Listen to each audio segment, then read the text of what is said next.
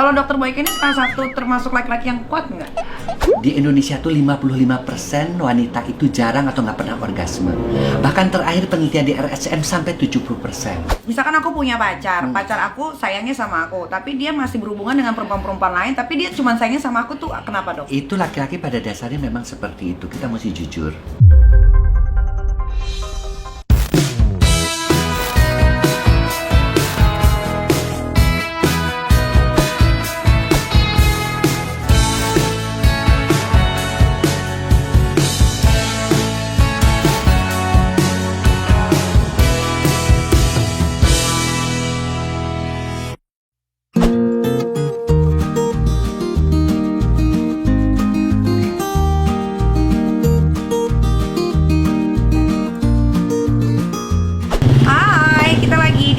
Pasutrinya Dokter Boyke. Kali ini gue mau mau nanya-nanya soal seputaran seks pastinya, edukasi di masa pandemi dan di hubungan bebas yang dilakukan oleh anak-anak milenial zaman sekarang.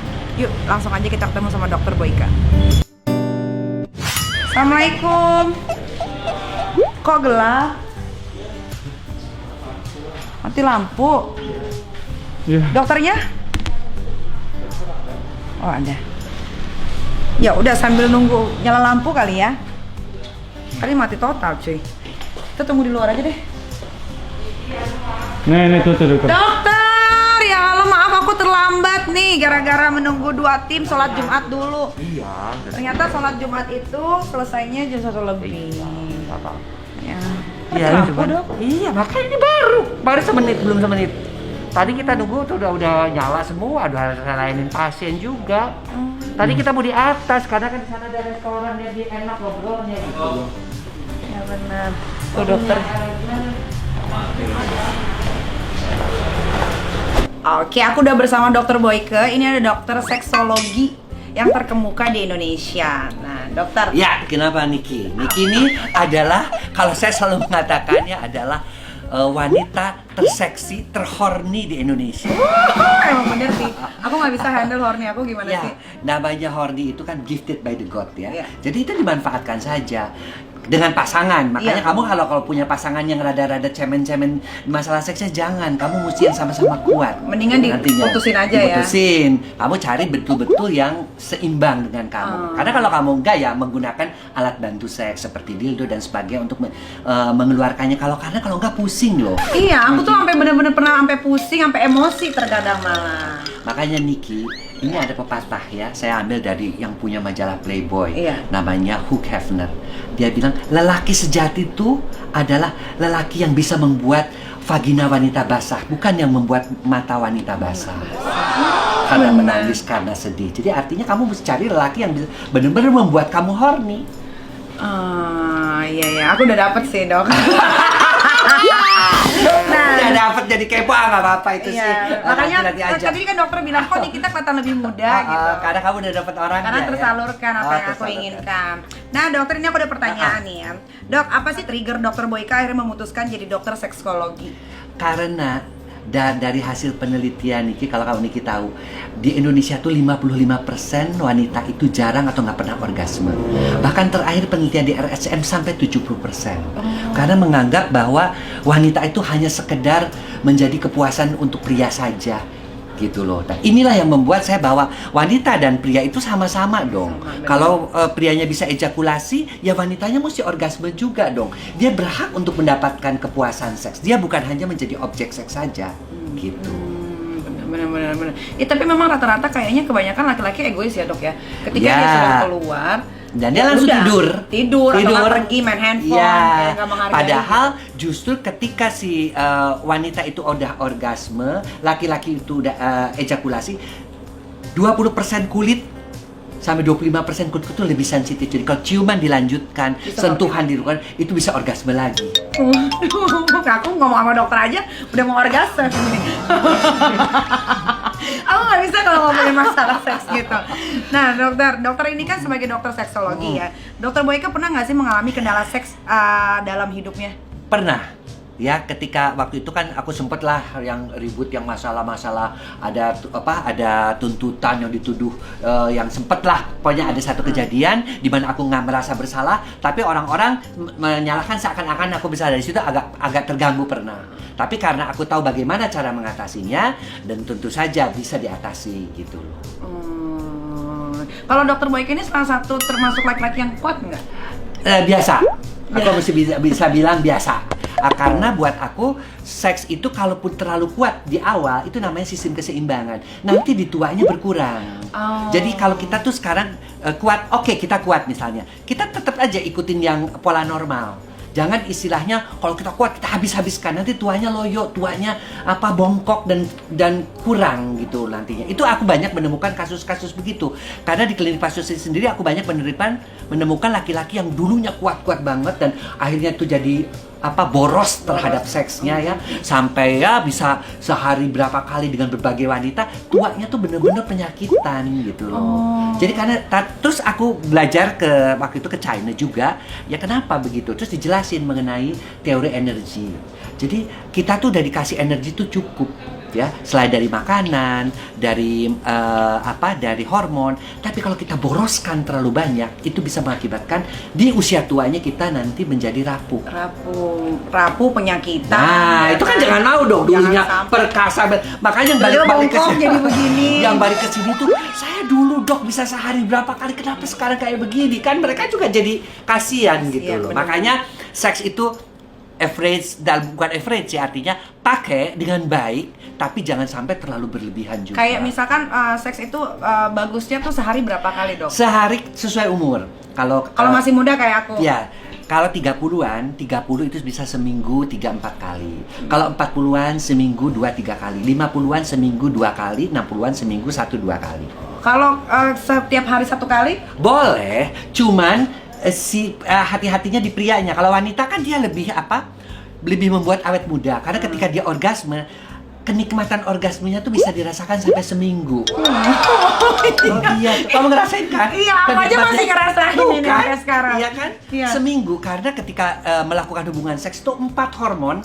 Pertama adalah hormon gifted ya, hormon kebahagiaannya itu yang namanya endorfin keluar.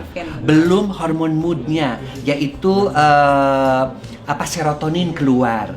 Kemudian belum lagi hormon cinta, oksitosin keluar.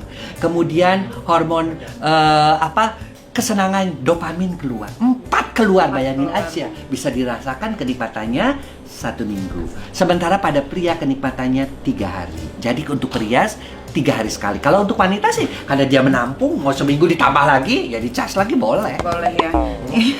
Nah, Dok, pengalaman pasien yang paling sering dikeluhkan itu apa di sini, di klinik Pasteur? Kalau di sini paling banyak disfungsi ereksi dan ejakulasi dini. Kalau pada wanita paling banyak adalah susah orgasme.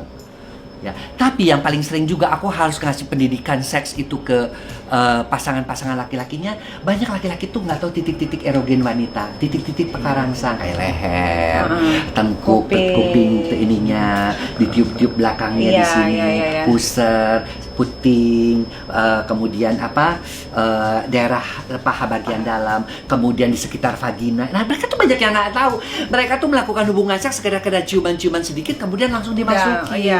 Yang nggak enak, makanya gitu loh. Tapi kan kadang-kadang anak-anak kecil juga kan sekarang kan umur 18 tahun, let's say sampai umur 25 tuh udah mengerti sama yang namanya ya, seks, 52% mereka pernah melakukan hubungan seks. Iya, nah mereka kan kadang-kadang kan suka nggak paham, seks itu apa sih? Seks itu kan sebenarnya kan, kalau menurut aku seks itu adalah komunikasi ya, Dok. Yes. Komunikasi intim antara pria dan wanita. Betul. Yang diakhiri dengan hubungan kelamin. Benar. Nah, kadang-kadang kan cuma karena horny aja, jadi dia tidak menikmati. Padahal kan seks itu harus dinikmati. Harus. Kayak aku nih, kalau udah gituan, gila sampai melayang-layang gitu. Itu yang sama orgasmenya yang disebutnya adalah kematian kecil. Apa Jadi tuh? seperti lepas ini lepas nyawa, enak banget. Nah itu seperti kamu melayang. Nah itu namanya kematian lepetit. Kalau di apa bahasa Perancisnya tuh kematian kecil. Le petit. Oh, berarti aku termasuk salah satu yang bisa menikmati dong. Ya kan ada yang cuman sekedar seks aja hanya kebutuhan atau apa gitu kan dok ya. Kamu menikmati karena kamu memang menikmati dan dari awal juga kamu memang menyukai karena ada karena yang aku pemuja dong. karena ada beberapa orang loh wanita-wanita yang menganggap seks itu kotor, kayaknya nggak pantas diomong-omongin, kayak kalau ngomongin seks, kayak orang nggak kayak berpendidikan. Padahal seks itu adalah bagian daripada satu kebahagiaan. Benar. Nah, jadi seks itu apa? Jalani, nikmati, syukuri. Apalagi kalau kita melakukan seks itu dengan pasangan yang yang memang kita cintai, pasangan yang memang sah, pasangan yang memang juga dia mau memberikan take and give. Lo kasih gue orgasme, gue juga kasih yang lo servis yang enak. Begitu dong. Kalau seks nggak sama orang yang kita cintai kayak dibayar atau apa gitu, kalau cuma hanya sekedar aku beberapa punya pasien pengalaman dengan yang high class ya mereka memang saya tuh justru kepengen supaya dia buru-buru keluar dong. Loh kenapa? Biar saya bisa kerja yang lain lagi. Jadi mereka melaksanakan dan pura-pura yang namanya faking orgasme, orgasme palsu. Tapi si pria itu kan dengerin suara si wanita pelacur itu orgasme, itu kayaknya dia udah bahagia kan, keluar deh dia cepet-cepet kan, ada duitnya yang keluar. Aduh menarik banget ini dok. Nah dok, nih pengalaman pasien paling aneh yang pernah dokter tangani kan tadi sudah ya. Nah dokter, kalau pasangan ingin melakukan seks yang tidak wajar tapi mereka berdua sepakat melakukan, apa itu termasuk penyimpangan kah dok? Gini ya, jadi saya ini selalu melihat pasien itu as a couple ya. Contoh, saya harus mengobati, kamu harus diobatin karena dia itu kalau mau hubungan seks si perempuannya tuh disundut. Kan jadi waktu itu saya periksa kenapa keputihan, di situ ada bekas-bekas rokok. Kenapa kamu rokok sampai jatuh gitu?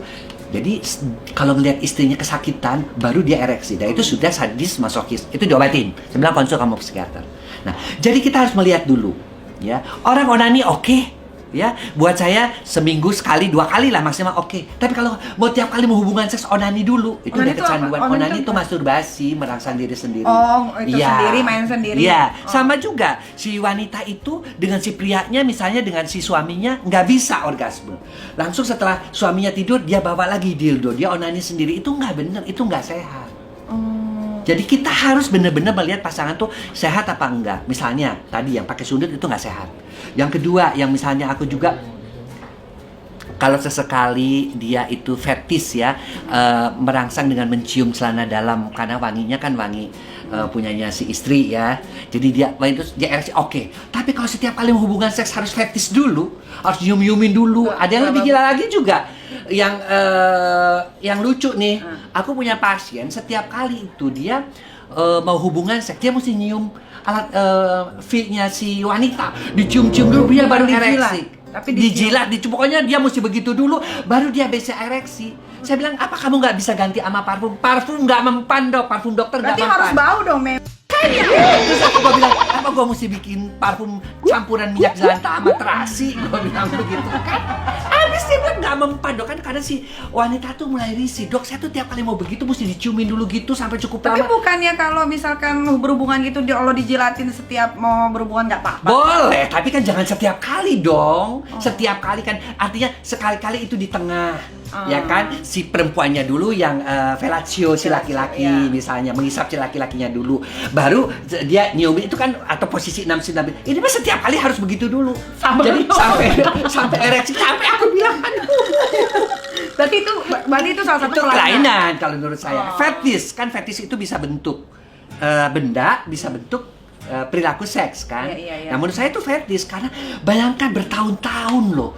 Jadi si istri tuh mesti begini aja dulu sebelum hubungan. Kalau termasuk kayak aku nih, aku termasuk keanehan nggak kalau aku suka dijelatin dulu? Enggak, tapi kan kamu juga kan nggak selalu tapi harus nggak tiap selalu, kali, ya kan? kadang-kadang langsung. Horny juga si laki-lakinya itu juga melihat kamu kan, dia sudah bisa ereksi kan lihat kamu, iya berarti oke dong. Kalau ini sih setiap kali mau begituan untuk bikin dia ereksi tuh mesti menjilat-jilat dulu, kan itu nggak bener juga. Kalau misalkan ada nih aku pernah nemuin, misalkan laki-laki biar dia berdiri gitu, dia ngambil laptopnya terus dia bikin kayak sebenarnya nggak di save, cuman dia senang aja ngeliatin tubuh pasangannya di Itu yang namanya voyeurism. Sesekali boleh. Artinya Sekali gini, boleh ya? kita berdua nonton ya. Mah, tuh lihat deh, kita ikutin yuk yang di TV, yang kayak yang di video kayak begini posisi. Itu boleh. Tapi dibikin Hanya video bagian- lagi. Dibikin video lagi boleh. Diliatin gitu. Tapi itu harus disimpan yang benar. Saya bilang, karena yang paling sering itu terjadi kayak ya salah satu artis Iya, kita iya. kan tersebar kemana-mana. Jadi harus dikunci di berangkar kalaupun mau. Nah, tapi kalau setiap kali mau hubungan seks dia harus ngeliat video dulu dia begituan, itu voyeurism. Voyeurism. Itu penyimpangan. Oke, berarti kalau penyimpangan harus diobati. Diobati dulu. Dan bisa diobati. Dan bisa sebenarnya. diobati dengan dibantu dengan psikiater biasanya kita. Dialihkan juga gitu, mula-mula dia kurangin misalnya dari setiap kali hubungan mesti begitu menjadi dari 4 kali tuh 2 yang begitu 2 enggak, lama-lama dia bisa lepas. I see. Nah, kalau misalkan laki-laki nggak bisa betah sama satu perempuan, tapi maksudnya gini, kayak misalkan aku punya pacar aku sayangnya sama aku, tapi dia masih berhubungan dengan perempuan-perempuan lain, tapi dia cuma sayangnya sama aku tuh, kenapa dok? Itu laki-laki pada dasarnya memang seperti itu, kita mesti jujur. Ya, karena laki-laki itu dasarnya itu dari dulu ya, dia itu tertarik kepada bentuk tubuh. Dan dia tuh ada sifat ya jeleknya, sifatnya laki-laki dari zaman dia dilahirkan di DNA-nya tuh zaman berburu dulu tuh perempuannya juga beberapa kan, dan dia bawakan rusa bekas tangkapannya. Nah, itu yang kadang-kadang gennya itu menurun. Nah, akhirnya dia itu cinta. Jadi kan bilang, ya udahlah dok, saya sih nggak apa-apa dia begituan sama yang lain, asal cintanya tetap dengan saya. Artinya dia begitu tidak main pakai perasaan. Tapi kalau menurut saya nggak benar. Karena sebenarnya seorang perempuan itu dia bisa membuat si laki-lakinya berfantasi. Misalnya hari ini dia pakai pakaian yang kulit, bawa pura-puraan bawa pecut. Nanti dia rambutnya pakai baju SMA, dikunci rambutnya, pakai seragam putih abu-abu. Besoknya lagi dia pakai tentara model-model polwan. Itu boleh ya? Tapi kan itu hanya perempuannya tetap satu gitu loh. Jadi bisa di-combine ke situ gitu, ke fantasinya, ke sandiwaraannya. Bener. Nah, dengerin tuh ya para laki-laki ya, nggak boleh tuh kalau misalkan bosan sama pasangannya, mendingan pasangannya suruh berfantasi. Sesekali misalnya pakai begini, kostum. sesekali misalnya gini, pura-pura si laki-lakinya duduk di kafe. Tiba-tiba datang perempuan, padahal perempuan itu istrinya, ngajak ke hotel tapi dengan lipstick yang tebel, dengan segala malam ini ngerayu-rayu begitu. Tapi kan sih jadi horny kan sih. Tapi dia ngerasa itu adalah bagian dari permainan-permainan untuk membuat fantasi seksi laki-laki itu terpuaskan juga. Gitu. Sama, saya pengen beberapa wanita yang pernah, saya tuh selalu nggak tahu dok, kalau lihat polisi itu selalu katanya ya udah si suaminya meskipun tuh saya suruh beli pakaian polisi di Senen. Ya karena bagaimana dong? Memang jangan dia cari polisi dong. Iya jangan dong, itu selingkuh namanya. Makanya dicarinya adalah dengan dia dibikinkan seragam seperti itu. Iya. Oke. Nah, dok, tanpa menyebut nama, tapi ada nggak dok artis yang konsultasi sama dokter dan ternyata masalahnya luar biasa? Ada. Biasanya apa tuh dok? Ya biasanya seputar-seputar itulah.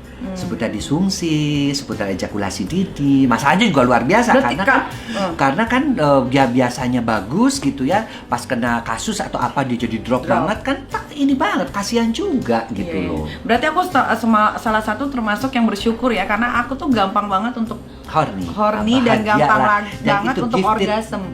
Gifted by the God itu. Tapi tergantung pasangan juga sih kalau aku mah. Kalau aku benar-benar purely cinta dari hati. Iya dari hati ya jelas kan. Baru diciumin sini aja tuh udah basah. Banjir bandang dong. Makanya lelaki sejati adalah yang bisa membasahkan vagina wanita, bukan membasahkan mata wanita. Benar. Dok, apakah fetis itu bisa disebut penyimpangan, dok? Fetis penyimpangan ya, dan bisa pada benda, bisa pada perilaku yang tadi. Kalau yang pada benda, dia mesti nyium dulu celana dalam, dia mesti jilat dulu ada stalking kan si istri. yang misalkan ini digigit-gigit itu. Iya, jempol dimasukin ke mulut. Nah, gitu. itu perilaku. Tapi ini pada benda.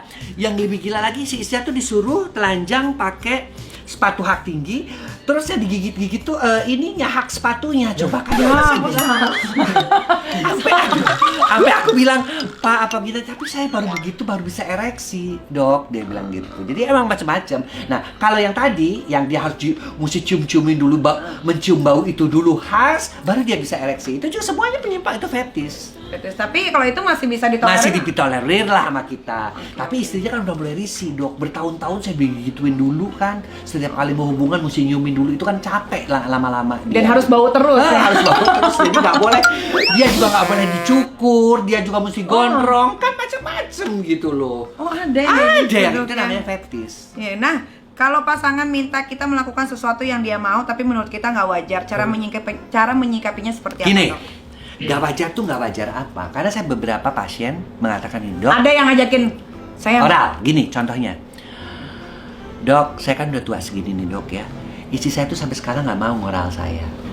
Saya kan bukan lagi pandangan hidup memandang dia hidup, bukan lagi dipegang-pegang dia hidup, tapi mesti diisep-isep baru hidup. Gitu. Artinya apa? Artinya si pria itu kan menghendaki si istrinya mau melakukan fellatio, tapi si istrinya nggak mau. Nah, kita mesti ajarin, datang kan ke sini biasanya si wanita. Wah, dokter Boyke itu kan jorok, itu kan kotor, saya kan dibesarkan dengan. Loh, saya bilang itu kan punya suami. Kecuali suaminya celup sana, celup sini. Suaminya baik kok. Nah, nggak bisa lagi ereksi kalau nggak dibantu pakai itu. Ya dilakukan lah, itu. Nah, ada mitos juga katanya kalau nelen sperma itu bisa bikin awet muda. Itu bener nggak, Dok? Dok, ukuran penis standar Indonesia tuh berapa sih, Dok?